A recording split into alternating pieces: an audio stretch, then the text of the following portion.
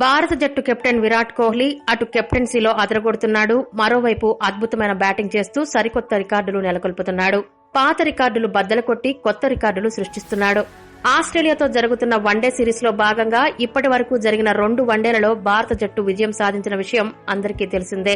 ఇక 2వ వన్డేలో 116 పరుగులు చేసిన కెప్టెన్ విరాట్ కోహ్లీ ఎలా భారత జట్టు విజయంలో కీలక పాత్ర పోషించాడో ప్రత్యేకంగా చెప్పనవసరం లేదు. అయితే 2వ వన్డేలో విరాట్ కోహ్లీ కెప్టెన్ గా అరుదైన రికార్డు సాధించాడు. వివరాల్లోకి వెళ్తే కెప్టెన్లలో అత్యంత వేగంగా 9000 పరుగులు సాధించిన కెప్టెన్ గా విరాట్ కోహ్లీ పేరు మొదటి స్థానంలో నిలిచింది. తన వ్యక్తిగత స్కోర్ 22 పరుగుల వద్ద ఉండగా విరాట్ కోహ్లీ ఈ ఘనతను సాధించాడు.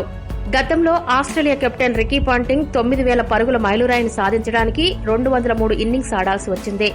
కానీ విరాట్ కోహ్లీ మాత్రం కేవలం 159 ఇన్నింగ్స్ ఆడి 9000 పరుగుల మైలురాయిని చేరుకున్నాడు. 9000 పరుగులు చేయడానికి కెప్టెన్లలో గ్రేమ్ స్మిత్ కు 220, ధోనీకి 253, స్టీఫెన్ ఫ్లైమింగ్ కి 272 ఇన్నింగ్స్ ఆడాల్సి వచ్చింది.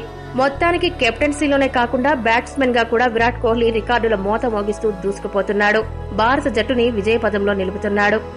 ఈ వీడియో గనక మీకు నచ్చినట్లయితే లైక్, షేర్, కామెంట్ చేయండి. మరిన్ని ఆసక్తికర అంశాల కోసం మా ఛానల్ ని సబ్స్క్రైబ్ చేసుకోండి.